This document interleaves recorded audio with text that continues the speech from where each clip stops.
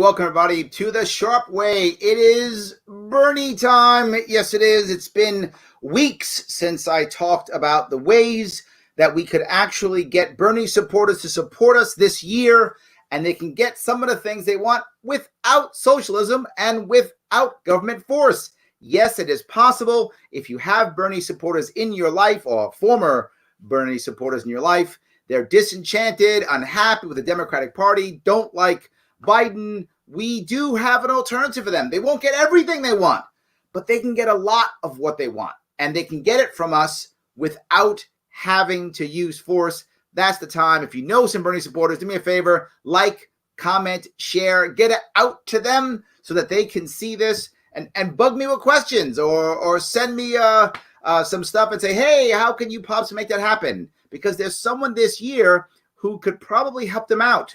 Oh, yeah, it's Joe Jorgensen, J-O-J 2020, Joe Jorgensen for president, the good doctor. She can help us out to give them some of the things that they want. Now, with that in mind, feel free to help me out too. Get out there, like, comment, and share. Like my Sharpe Way Facebook page, like my Sharpe Way YouTube, and like my Sharpe Way Twitter. It matters. If you like, comment, and share and do those things, guess what? Algorithms, people watch. We begin to grow our media, and I want us to grow our media. It's really important. If you've got some cash, throw some my way. Patreon.com/SharpeWay, or even more important, JOJ2020.com. Not bad either. So either way, we're talking Bernie today. That's what I like. I like us talking Bernie today. It's really important. A couple things if I could. Larry for governor. Thank you. Maybe we'll see if that happens. Yes. And I do stay supportive. We have to make sure that we keep going. Today is not Angry Larry. That was yesterday. Some of you like Angry Larry. I know. Today is Happy Larry. I'm trying to get the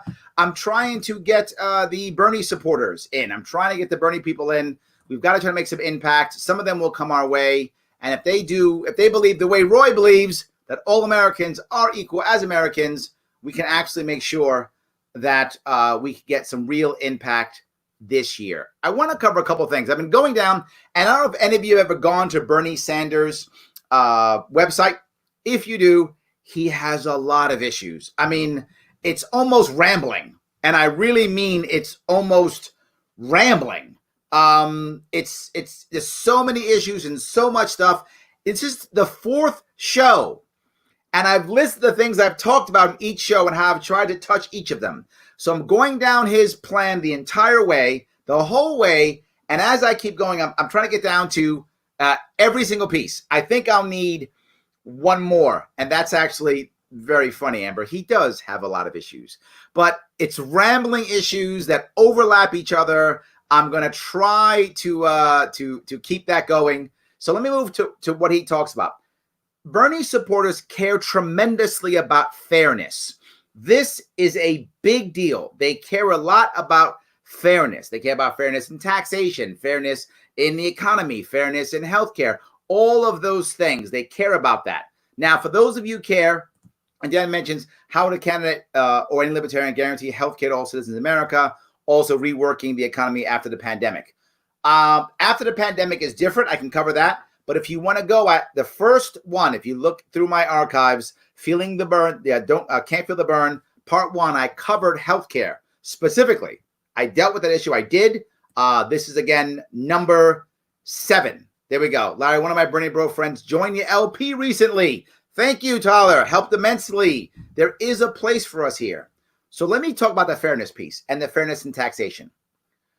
Most libertarians simply want to end taxation. And in many cases, I hope we can. And any pieces that we can eliminate, we should. When I was running for governor in New York, I brought up the idea of ending the income tax, right? New York State has an income tax. Many states do. And I brought up the idea of ending the income tax, right? And the concept was over 4 years, we'd phase out the income tax because in New York State, it was $40 billion. Yes, that's larger than most state budgets complete. $40 billion we suck out of our New York State people in income tax. So I was going to phase it out over 4 years. That was my goal in New York.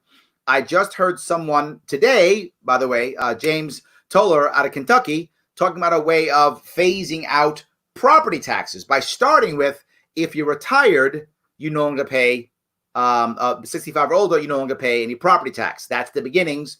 And then, of course, that would draw in more people to retire in Kentucky, bringing their pension and Social Security money in, increasing commerce. That will replace the property tax. So that was the concept. These are the ideas we could deal with. My idea was removing the income tax, which would keep businesses in New York and bring more to New York, again, increasing commerce, allowing us to end taxation. I want us to think about taxation in general.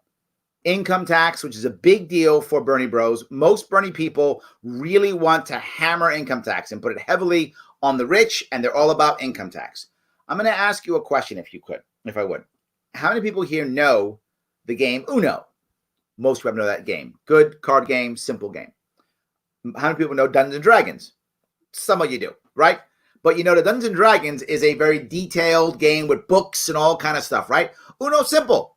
Uno is a simple game. By the way, I'm stealing this from my friend Alex Merced. He taught me this about 4 years ago, give or take, and I'm stealing it from him. Imagine the idea of Uno, right? Simple game. If I had a deck of Uno cards and I came into any open area that people were talking, a park, a bar, a club, something, and I said, hey, you want to play some Uno? Odds are people might go, yeah, sure, play some Uno. Fine. People can watch it. People like it. There's no need for a referee. The rules are simple, right? If you got a blue 3, you put a blue down, or you put a 3 down, that's it. If someone's cheating, everyone knows. It's obvious who cheats. It's hard to cheat. You get caught by everybody. Simple game. Lots of people play. Dungeons and Dragons. Different game. Dungeons and Dragons now is a different game. You got books. You got to be smart. You got to know all the books. Whoever knows more gets ahead. There's a dungeon master who decides who's right and wrong. Not many people know it. People get confused. Not as many play. Don't get me wrong. I love Dungeons and Dragons. I'm just saying it's a tougher game. Less people play. More apt to cheat. People who know stuff get away with stuff, right? The people who know the rule books better get away with stuff, right? Rules lawyers. I really want our tax system to be a whole lot more like Uno and a whole lot less like D&D. I know that sounds crazy. Simplify taxation is the first step to eliminating taxation. Simplify, simplify. And yes, Tom, I was indeed a dungeon master, and I was the best dungeon master. Anyway, so yes, simplify, simplify, simplify. In any way, shape, or form. Some people talk about a fair tax. Some people talk about a flat tax. I'm okay conceptually with any of them, and so are most libertarians. Not all, but most are. They're okay because the tax system actually is D&D. Yes, the people who know more and have the dungeon masters pay less tax.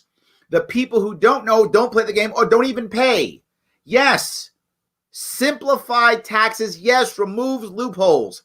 Most people who are wealthy actually pay less in taxes by percentage than people who aren't because they find ways of getting around the loopholes. Could you imagine for a second, for the sake of argument, just for argument, could you imagine if you had a tax system that simply said everybody pays flat dollars, whatever that is. I'm sorry, flat percentage, 8%. I made the number up. That's what it is, 8% on whatever. That's it, 8%, 10%, 12%, whatever. The average American is paying over 30% in taxes, right? But the wealthy are paying less than 20. Big businesses, same thing. They're paying 0. I have a small business. It's paying more than 0, right? It's paying more than 0. If you make it simple, and I mean grossly simple, no loopholes, several things happen. Number one, more people will pay their taxes. Number one, people who don't pay taxes often don't know how to pay taxes. I'm not joking. They think it's too convoluted. They don't worry about it and they walk away. That's a serious problem in America. Just done. More people will pay taxes off the bat. Simple. So you raise revenue without raising anyone's taxes.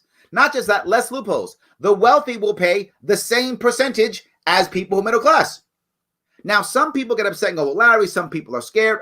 Okay, then we'll make a bottom, 30,000, 25,000, whatever.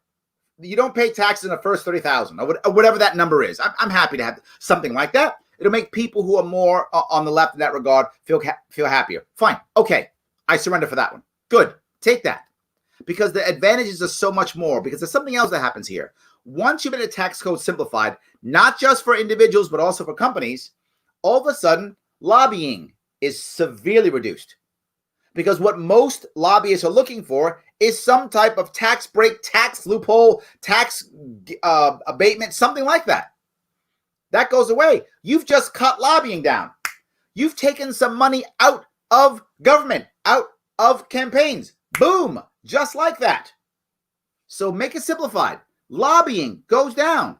But even more important, it becomes transparent. We don't even know, in reality, if we're getting a tax break or not. Everyone always says, oh, this doesn't affect the middle class, and we don't know what that means. And what the tax actually says is something like, well, if you are if you're a right-handed violinist who plays with the left hand on a Thursday and it's a full moon and it's not a leap year, well, then that's 1%. Oh, but if it is a leap year, then that's 8%. I don't know what that means. And I don't care what hand you play your violin with. Can you even play a violin left-handed? I have no idea. Whatever. It's irrelevant. My point is it's so convoluted. But I'll go one step further. Imagine with a simplified tax code, why would you require a massive IRS? You don't need it. IRS, shrunk. How much money did you make? I made that amount. Times 0.08 or whatever is your tax. Boom, write a check. Done deal. Done deal. And not just that, let's let them actually, each person have to pay that tax. Write that check. Every single time, write a check. Because I want you to see how much money you're paying. Because when people actually see, man, I wrote a check for this amount of money. What am I getting for this? Wars I don't want, a war on drugs I don't want, bombing people. I don't like any of this. A spy state. Wow, I don't like this at all. Yeah, maybe you'll actually be active in your political world. Maybe you actually do something. Simplifying the tax code makes it fairer. If you're a Bernie supporter and you want fair taxation, I got you. I'm with you. The flatter the tax, the fairer the tax. The simpler the tax, the fairer the tax. And once you start that, once people see that, the problem is so many people don't know even. They have no idea. If you ask the average person, when did income tax start? They will assume there's always been income tax because they have no idea how to make that work. They have no idea how to make that work. They assume that the income tax has been on forever. No, 1913. Somehow we had a country before that. Not required, right? Not required. So Robert asked that, how do you handle the poor? Very regressive. Not if you have a cap, right? So say, for example, I'm just going to, Robert asked this issue, right? And it's a great question, right? Not if you have a cap, not if you say, and I'm making the number up, whatever that number is, say that the cap is $30,000. So if you make less than $30,000, you pay no tax. It's not regressive at all. Now, if you pay, say, 31, you only get taxed on the $1 and above. That's not regressive. That's fine, right? You make more money, you pay more tax. It's fine. It's percentage-wise. Not a problem at all. So you can do that to deal with that issue. It's totally possible to find the right number, right? You can do that. But the next issue is, I have people who say, no income tax. I got you, Ryan. Some people want that. We do too. However, since the average person doesn't get that, they don't get that at all. If we first simplify the tax code, income tax, simplify first, then people do it and write it and go, why am I doing that? I don't like this. They'll begin to see, and not just that, we'll know when they give us a tax hike. We'll know because it went from 8% to 8.5%. And they'll go, I don't want to pay the 8.5%. Oh my God, no, that's a terrible idea. Okay, great. Let's shift. Let's adjust. And at that point, maybe we can begin to talk about ending it. The problem is when it's not simplified, all we ever do is adjust and shift. We never even imagine ending. Ending isn't even part of. Have you heard any serious politician ever talk about ending the federal income tax? You don't hear them. Maybe Ron Paul, about it. Almost no one else. Don't even talk about it. It's not even an issue. I'm saying simplify first and watch the rest happen. You have to get the culture to change. And I'm telling you, if you're a Bernie supporter, this is the fairest way. It's the fairest way.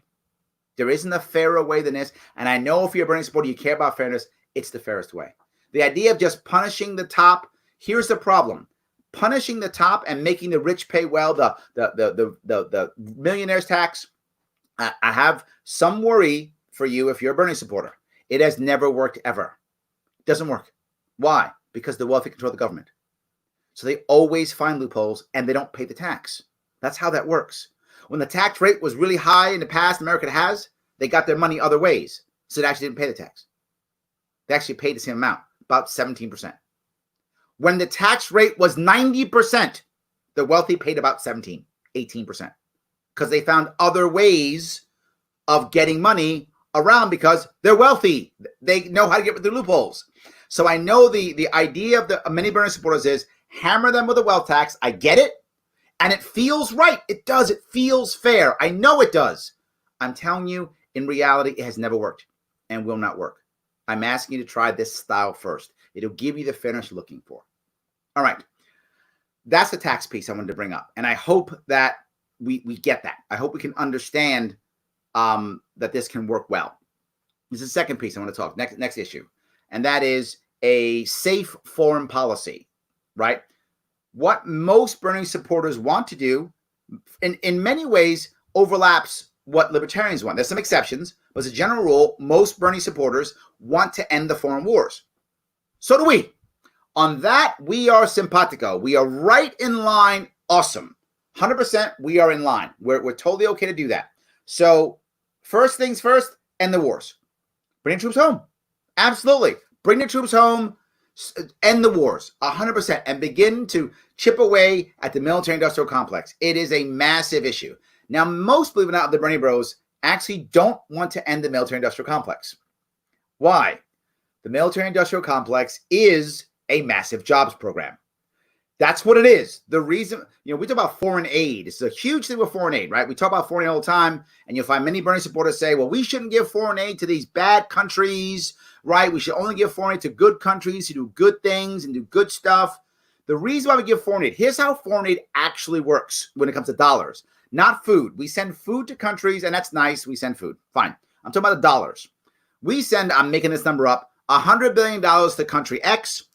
Country X elite takes $10 billion off the top, puts in their pocket, takes $90 billion, and then decides, I'm going to buy weapons from America for $90 billion. So what happened? We just used taxpayer money to build weapons to send over there. It's a jobs program. That's what it winds up becoming. So many Bernie bros actually don't want to end that. They want to keep that. And I get that. I'm asking you, Bernie bros, when it comes to, Bernie supporters. I shouldn't say Bernie bros. I apologize. Bernie supporters. I'm asking you to realize that since it is a jobs program, we can fix this with a second aspect that we agree upon, which is talking to our enemies. Instead of doing blockades and trade wars against China and North Korea and Iran and Cuba, we begin to open up these countries instead for trade. As we open up these new markets, we begin to create jobs because there'll be specialists who need to know how these countries work, how it works to trade with them, what the people need, markets, etc., how it works. When we begin to build that out, that grows our economy, growing those jobs so that we can then end the foreign aid and stop the military-industrial complex, which is a massive jobs program. The people who are in that program will now go into other programs that will be private sector programs, trading with other countries. So if we do both, our foreign policy should be ending the wars immediately, bringing troops home, opening up trade with all our enemies, and I'm putting it in quotes because we don't actually have any. So now it's in quotes. That's our enemies. Now we start to trade with them. Now we see all of a sudden we're trading. That spurs commerce. We can begin to bring the military-industrial complex down. We don't require it anymore. The jobs program goes away as the private sector picks up all those jobs. So we can easily make that happen right away. Not just that. Start bringing the other troops home too, right? All of the bases we have, bring them home too. Bring them back, right? As we begin to bring those back, we don't have to keep all the reenlistments. We can make our military smaller and tighter and sharper. We can do all those things, right? The reality of it is we don't need to have a massive military at all. We don't. We can shrink our military and be very effective. A nuclear force, we have to have that for deterrent so people don't nuke us. Absolutely, of course. And I think most people would agree with that. Some Bernie supporters don't. I happen to believe that we do need to have some type of nuclear force so that we can deter others. 2, we have to have special forces. Lots and lots and lots of special forces, right? Someone like Osama bin Laden does something, we go in, take him out, punish him, and get out. That's it. We do that, and people start realizing that doesn't work. That's number 2. And 3, we got to have cyber ability, both attack and defense. That's all we need in today's modern world. That's all we need. Cyber, special forces, nuclear. We're done. It's all required. Nothing else is required for the United States to have. Those 3 should exist. They should be top of the line, highest quality of all 3, and we can do that easily. That we can do. Cutting our military budget tremendously. That's how we can shrink that easily. That's the foreign policy we want us to have. If we have more open trade, the next thing happens, transparency. Because one of the issues that many Bernie supporters are concerned about is human rights. I get that. I do. The problem is if we start concerning ourselves with human rights and having the government step in, the government only has 2 or 3 options. Option 1, right?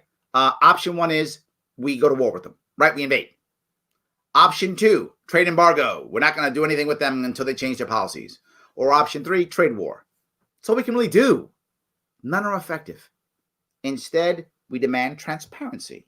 As we open ourselves for trade back and forth, here or there, back and forth, right? As we do that, well, what begins to happen? Well, obviously, as that begins to happen, we become more transparent. They become more transparent. Now we see what they're doing. And we as government can do what I have no problem doing with government as always is being a repository for information. Here is what the Chinese are doing. Here is how they're acting.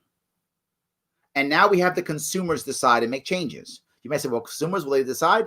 They will. And I bring this example up often in New York State. In New York State, we have or had a thriving local beer industry.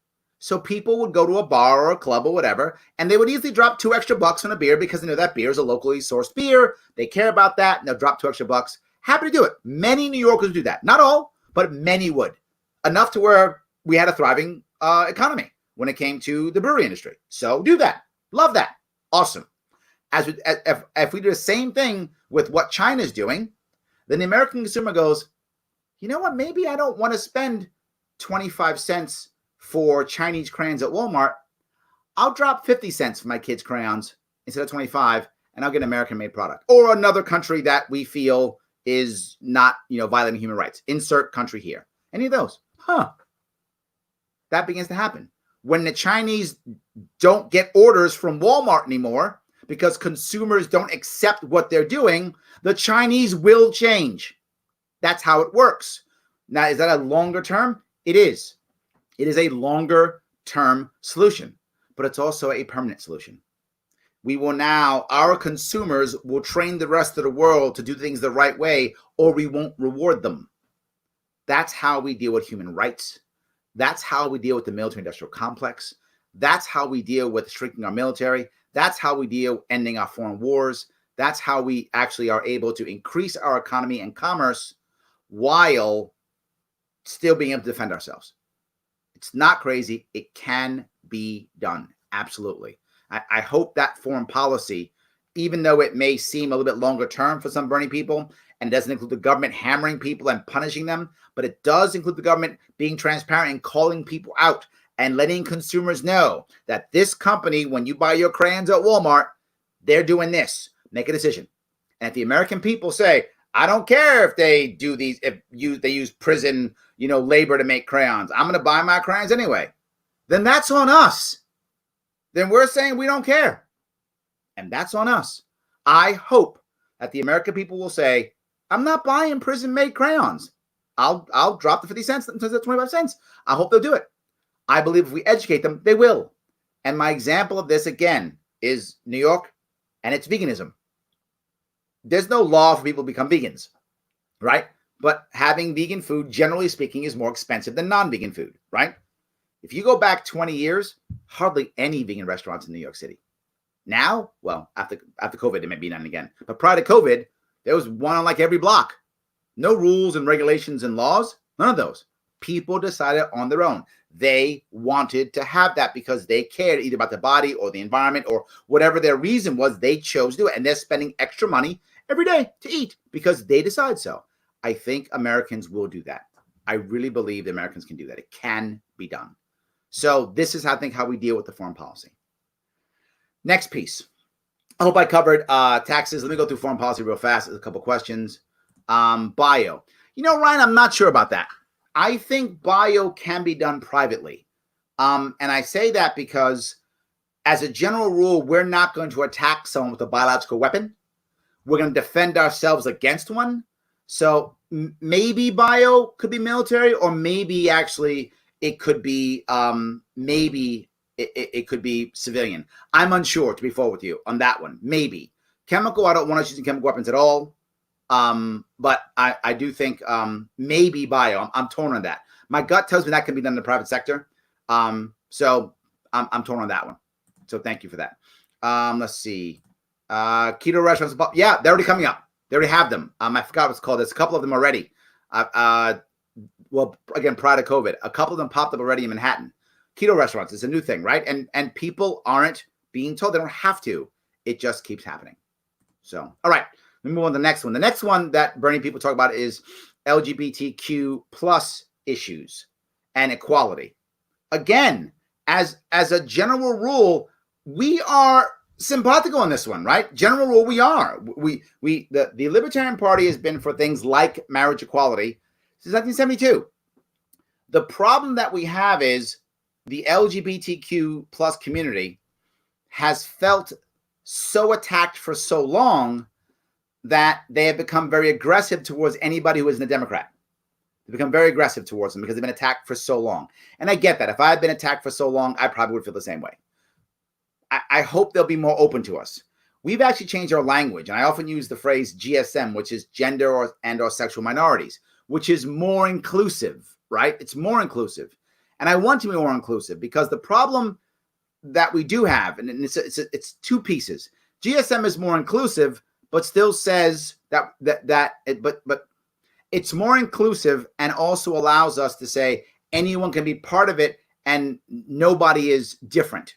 The problem with the LGBTQ is it actually says which one do you fit in. That's why you have to have a plus, right? GSM is a better term. But there's a second part to this, which is even though they make you trying to kind of fit into a piece, it's not monolithic. It just isn't. Lesbian issues aren't gay issues, aren't bisexual issues, aren't trans issues, aren't queer issues. They're different issues. Some overlap, don't get me wrong. There's an overlap, but they're not the same issues. The only party who's always been on board with everyone having the right to be whoever they are, everyone trying to, to be whoever they want to be, has been the Libertarian Party. The Democratic Party has been evolving on gay marriage and marriage equality for, 40 years. We weren't. But not just that. Once the Democratic Party gave in to marriage equality, they didn't give in to trans rights. So the right jumped on that, and the left jumped right on board. That's a problem. If we simply treat everyone the same, it doesn't matter if you're trans or gay or lesbian. It's irrelevant. Now, the first piece people are going to say is, well, you need to make them a protected class. Libertarians, myself included, do not like protected classes. I understand we don't like it. It makes people unhappy. I know that. But I want to be clear. The reason why we don't like the classes, and me in particular don't like it, is it makes people eventually second-class citizens. Because you never lose protected class status. It hasn't happened ever. And if you're always within the class, then you all become second-class citizens. But if you're more inclusive, no one is a second-class citizen because we're all second-class citizens. So we're all first-class citizens. That's how I want it to work. I know it sounds crazy, right? But see where I'm going with that. If we keep creating more protected classes, which is what we're doing, what's going to happen? What you're already seeing happen. A backlash from those who aren't protected. A backlash. I don't want a backlash. Backlash is hurt, right? Jim Crow laws were backlash from ending slavery. The war on drugs was backlash from ending Jim Crow laws, right? Each one is a backlash. The attack on trans bathrooms was backlash from marriage equality. We keep getting backlash. Let's just be more inclusive of everyone and allowing people to be who they want to be without us bothering them either way. And also by saying, I want you to be happy. And if your being happy doesn't bother me, life is good. So do I want protected classes? I don't. But would I accept everyone in the GSM community as a protected class? I would.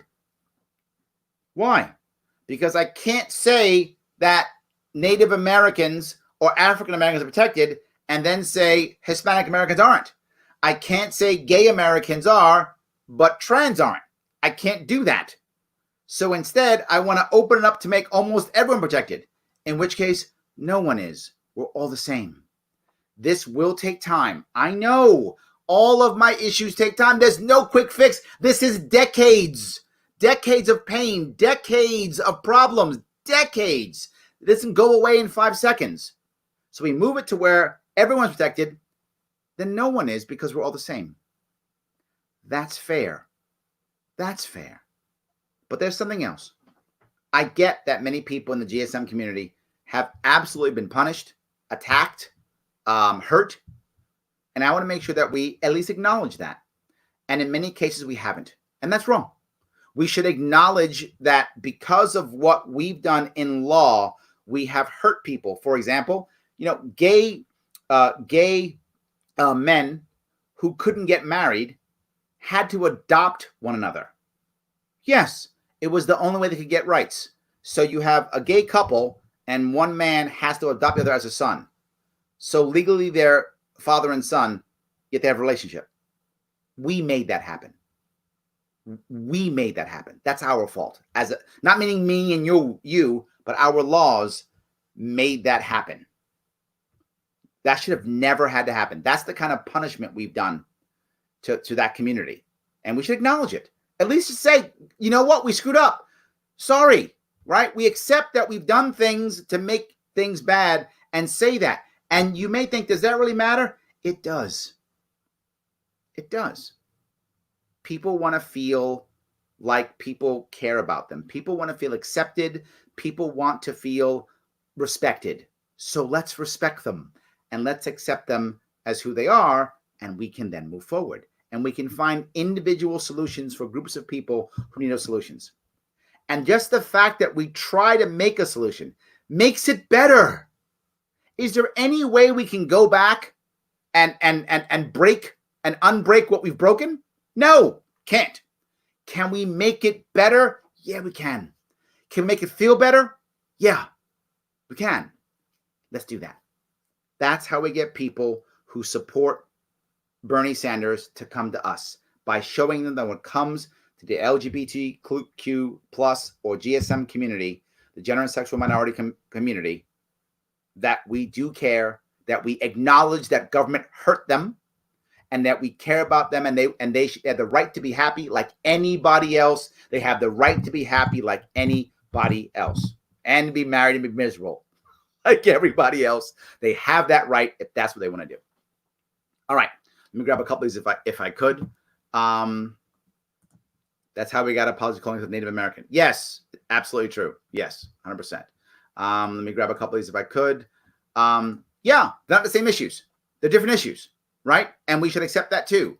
We don't want to make it them, which is why once you go gender and sexual minorities, it becomes a whole lot broader. I like that tremendously. Now more people start getting involved. And it's not them anymore. Now it's somebody I know, or even better, us. I like us a lot. Yes, everyone's protected, and then we're good. I love that. POTUS 2024, maybe. Haven't said yes or no. I do appreciate the support. Yes, you know what, David? Not just out of the government shouldn't just be out of the bedroom. Should be out of all of our rooms. I would like it to be out of all of our rooms, particularly the bedroom, but all of them. Get out of all the rooms, even better.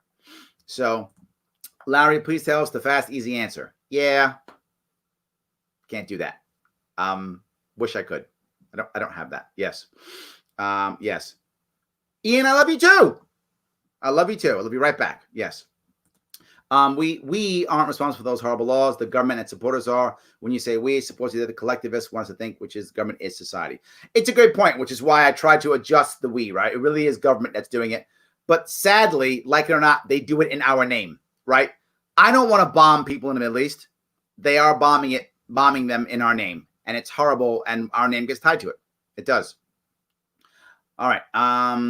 Let's see. Yes, take government out of marriage, 100%. See, David, you're right. We have to be able to show feelings, right? Democrats are great at rhetoric. You're right. Democratic rhetoric on these issues is great. Wonderful rhetoric. Actual doing it, terrible. They don't make things better. They like having that wedge issue, right? So that you have to go, see, if you don't support Democrats, you hate gay people. They like that. You're totally correct, David. If we show them our hearts and show them that we actually care, they can come to us. And I want everyone to. Absolutely. So, suicide due to mental stress is making people's lives and issues worse. I didn't even bring that aspect up, Tom. You're right. You know what? I just brought up that one issue that was specific to gay men, but there are many more that people not feeling adjusted, people not feeling accepted, people not feeling like they're part of their own community. Yeah. Look, the brain doesn't want to do two things. It doesn't want to die and it doesn't want to be embarrassed, and not always in that order. Right? So when we feel like we're not connected, when we're not around, we're not normal, whatever that is in our peer group, of course we feel terrible.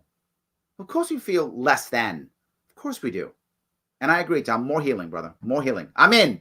If I can help heal, let's help heal. I'm there. Absolutely. So I hope that was good. I want to go to the next piece of it. I covered 3. I got to keep going down Bernie's list. He's got tons. Bernie has tons of issues, as you've said so clearly. Thank you so much. Yes. Disability.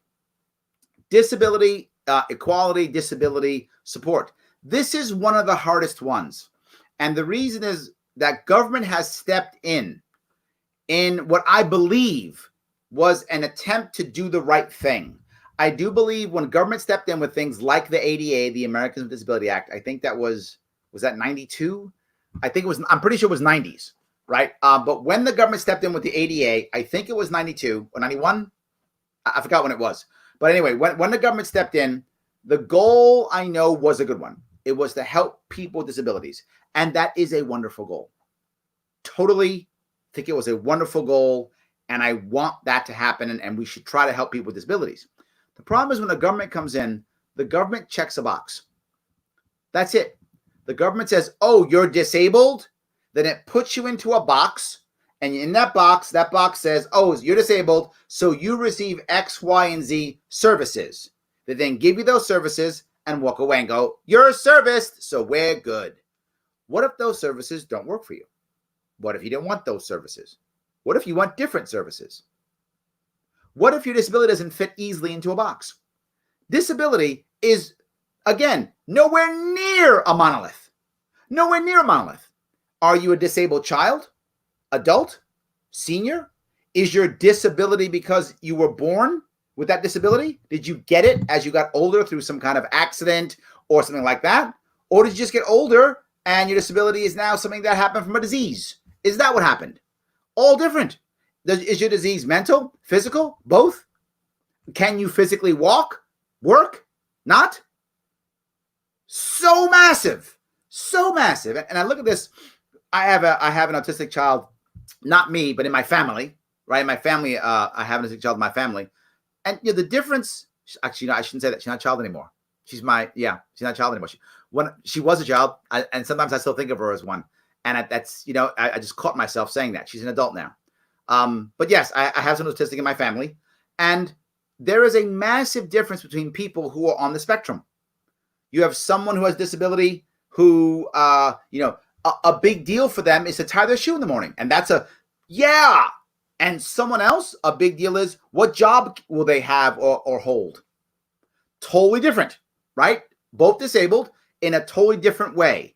There is no specific box you can put people in. So instead of government stepping in and checking a box, if we really want fairness and equality when it comes to our disabled community, we have to shift ourselves into a community-based service, which is based upon our either disabled person or their loved ones satisfied and happy. Not that I check a box. And that may sound crazy, but if you have someone who's disabled in your life, you'll know what I mean. Again, one person, for the average person who has someone disabled, if they're young, child, or something like that, all you care about as a parent or as a loved one is, are they getting better? That's it. Are they getting better? Are they advancing in some way? And again, depending on your disability that your loved one has, that's very vast on what getting better is. That's what you care about. But at one point, for most people who are disabled, there is no getting better at one point. In many cases, there's no getting better. Right at one point, they move to a certain level and they're not going to get better. Just how it works. And either they're going to begin to lose, or you want them to just stay at this level. Again, different depending upon your disability, different depending on the person you're with. So how can any government program check a box? Why do you think so many people who are disabled and on government programs are unhappy? So many are lawsuits, people are unhappy all the time because of pigeonholing people, putting them in boxes, checking a box and saying, you got your services, shut up. But instead, and people joke, think I'm joking when I say this. Why don't we have a system to where literally either disabled person, or if that disabled person is so disabled they require some type of guardian, or that guardian are satisfied? You tell me with Yelp and everything else in the world, you can't have a system that grades people based upon, I'm happy that my kid A has now learned to tie their shoe, and for my kid, that's amazing. Or my older adult who has another disability that they gained through a disease, they're not getting worse, not deteriorating. Oh my God, awesome, happy. I thought they would get worse and they're not. I'm in, this is great. And maybe I could instead deal with the way I want to deal with this. Now, I know some people in the Libertarian Party in New York specifically are worried about people living independently. And that's great. But maybe the person doesn't want to live independently. And maybe people do. And guess what? Both are the right answer. Both are. If you want to live independently, we should help you. If you don't, that's fine too. Your world, your life, you own it. Go the way you want to go. This is a system we have to create. So for you people who are Bernie supporters, and if you really want the disabled in our country, and there are many people disabled, both what you can see and what you can't see, both young, old, middle, deteriorating, not deteriorating, growing, all different types. It's not a monolith at all. This is more diverse than even our LGBTQ plus community. This is very diverse. We have to go to a system to where we're asking them or their guardians, are we satisfied? Is this working for me? Right? For some people who I know are going to deteriorate, they're older, maybe a disease. The question is, can I make them happy on their way out? And I know it sounds horrible, but I lost both my parents to cancer, 2-year deaths. I want to make them as comfortable as I can. And people who have those issues, as comfortable as you can be. The highest quality of life that you want, whatever that is. This is how we work through this. By transitioning off of government programs that check boxes and transitioning in to supported civilian, right? Those types that are talked about whether they're doing their job right or not. That's the issue. If they're funded by government, they will get their money not by their success rate. They will get their money based on, did they check the appropriate government boxes? Those of you who've dealt with government organizations or nonprofits that are sponsored by the government, you know exactly what I'm talking about. But nonprofits that are not sponsored by the government, what do they always show you whenever they go to one of their galas to raise money? They show you happy people, successful people. This person did something great. And depending upon the person, it can be very different. This is a critical piece. The goal is to get that monolith off, support the secondary private and nonprofit models, support them as they grow, put in a system that rates them. And again, I'm okay with the government being that central repository. Again, you'll hear me say it often. Let government be a central repository. That the government says, I keep all the ratings. You want to know which ones are working? Click on our website. And maybe the government charges you for that. $2, $3, $5, I don't know, whatever it is. I'm okay with that, a small minor fee. Boom. Or maybe the companies pay the government for that. I don't care, whatever. You decide. I'm fine either way. But no taxes. That's my whole issue. No taxes. And now it's a repository. And you can go there and go, oh, I don't want to go to that one. These guys are terrible. Oh, these guys are doing great. Oh, my issues are this, this, and this. And they deal with these. That's exactly what I want. Oh, what I want for my loved one. I want my loved one to be in an institution. I think it's better for him or her. Or no, I want them to live on their own. It's better for him or her. Boom, we move through. This is what we have to transition to. Government can be a central repository. We move this and things will begin to change. There will be specialties, and that's the issue. All right, let me see if I can grab a couple of these questions. There's a lot of questions here. Let's see here if I can find this. I have MS, slowly taking my body, and the service is available. So, yeah, Corey, I'm sorry. I have a couple of friends who also have MS, and for them it was a shock. It wasn't their family. They had no idea, and it was shocking for them. They just were shocked that they actually had MS. And yes, your body, those who know, it slowly deteriorates. It does. And the services available are services. But I would ask you, Corey, imagine if instead of having services, you were able to go to a nonprofit that's specialized in people who have MS. What would happen? You wouldn't have to worry about services. They would know how to handle you. They'd have a rating system. You'd know what things you want, what you care about, what you're trying to achieve in your life today, what's going to make you happy, and either deteriorate slower, or maybe even have the option of trying new ideas, new medicines, new therapies. The government's not involved. You have the option of trying new things if you want to. Maybe they work, maybe they don't, but it's your life, and you get to pick. It doesn't work. Right now, what do you get? The service is available. Thank you, Corey, for sharing that. I appreciate that. But it's exactly what I was talking about. Exactly correct. All right. Unseen disabilities. Absolutely. People have autism. Sure. The autistic spectrum, David, thank you for sharing that. It's massively wide, right? You have people on a spectrum who very light, maybe sometimes have some issues getting some cues here or there. And you have people who literally are unable to communicate, and everything in between. 100%. Thank you, David, for that. Exactly. So wouldn't it be better if you were going to get help, that it was someplace that understood where you were on the spectrum and what you wanted to achieve? 100%. Yes. Very complex. 100%. New York State government's about pigeonholing, not just New York State. All government is. All are. 100%. Many libertarian memes and marketing lately talk about ending this government department and agency. Do we hurt ourselves when government employees, voters see us advertising getting rid of their jobs? Yeah. Yes, I think we do. I don't mind us being open saying in the long run, we want it to go away. But when you start telling people I'm ending your job, they tend not to vote for you. Ask Hillary Clinton and how she tried to tell the coal miners that she's ending their jobs. They didn't like that. Absolutely. I have traumatic brain injury. Yes. I haven't needed any help until recent years. Sometimes they come back. You're right, Shelley, right? And why would you need services in 1972 or 1980 if it's not affecting you? And then you might need them now.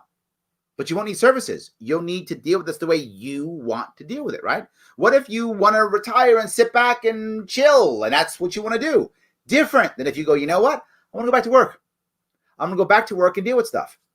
Those are different services you would require depending upon where you want to go in your life. Absolutely. I'm disabled with post-polio syndrome.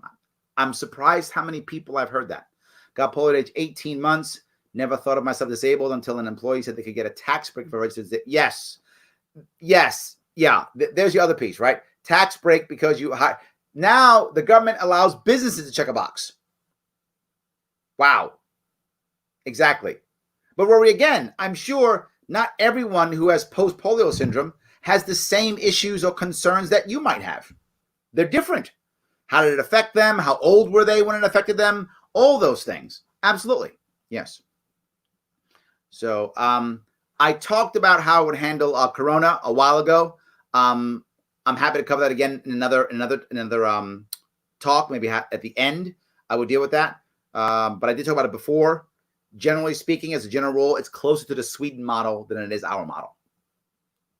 All right. As a member of a family advocacy group for the disabled, folks of the ARC, diversification of clients is what I advocate. Yes, 100%. Even I know ARC, even ARC, right? Wide, not this, very wide. Absolutely. Indeed, Sharpenator. That would be me, 100%. So let's see if I can get down here.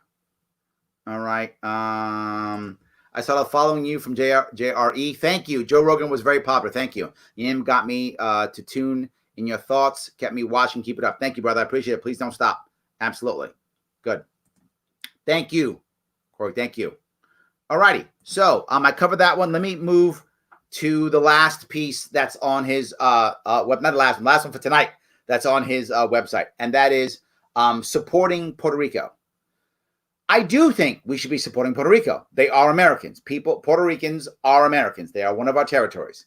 We have many territories. Is it 4 or 5 of them now? Right? I think it's Guam, U.S. Virgin Islands, American Samoa, Puerto Rico, and I think there's another. I've actually forgotten how many we have.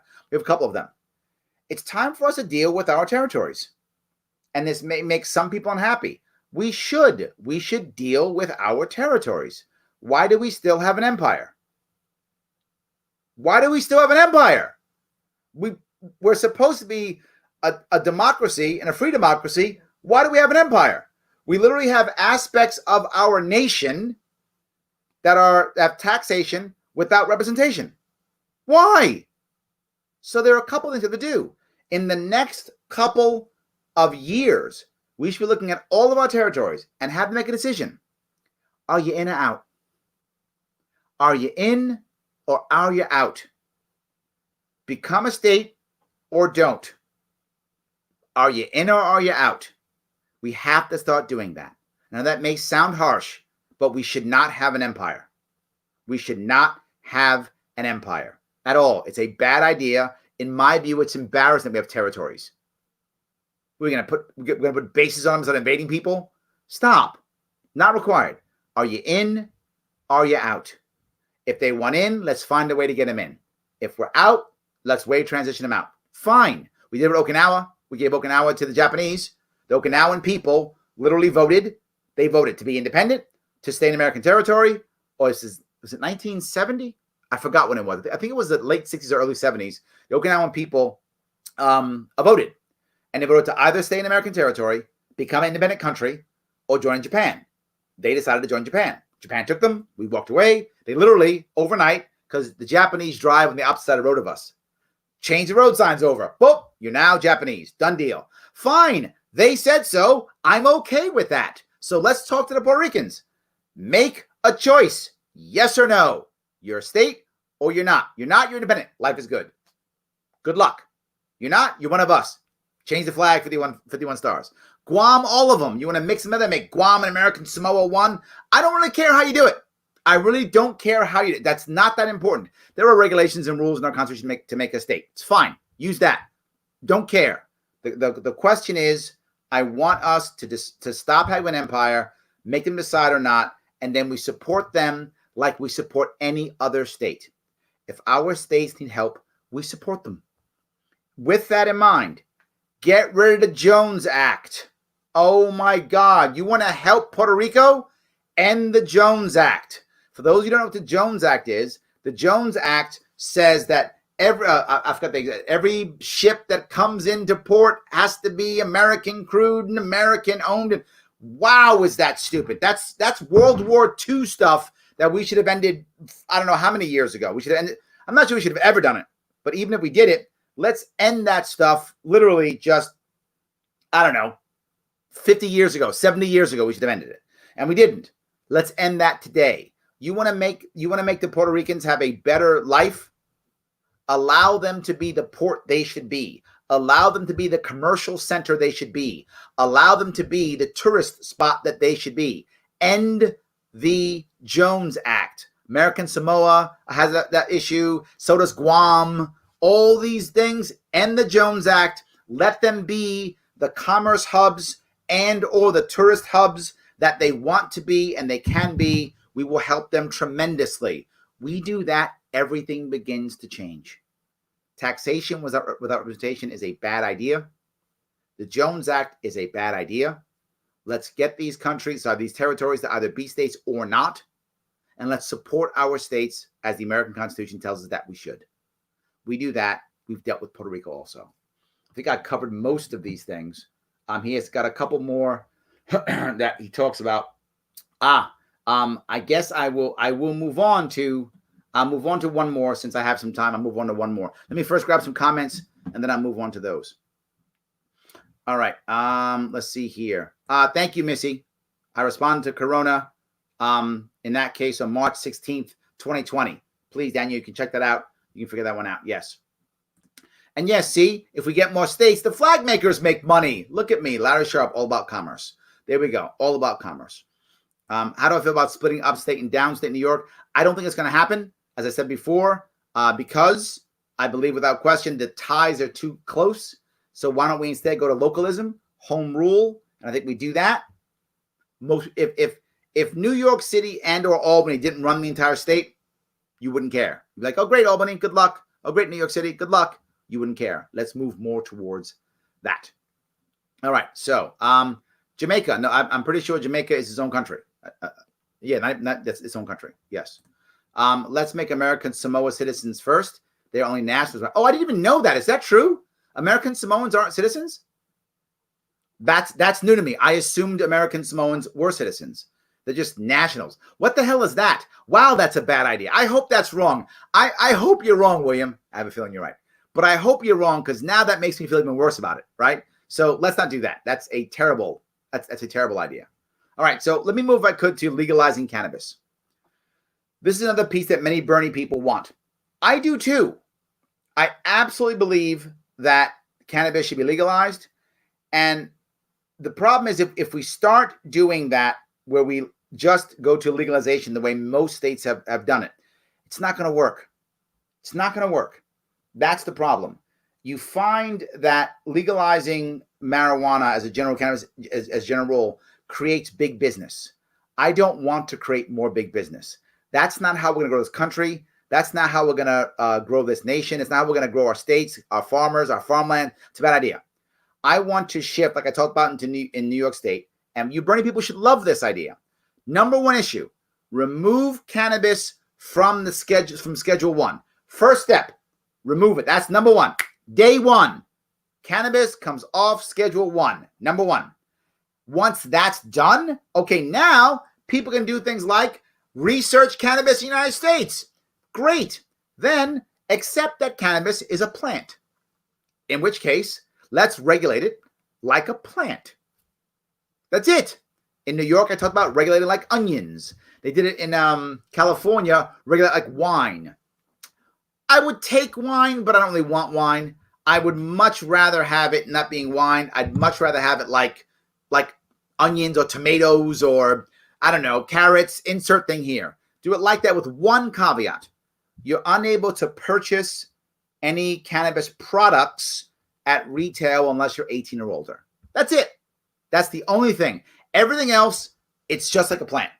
But you may not purchase it from retail store outlet unless you're 18 years or older. That's it. Otherwise, you're fine. Just use it.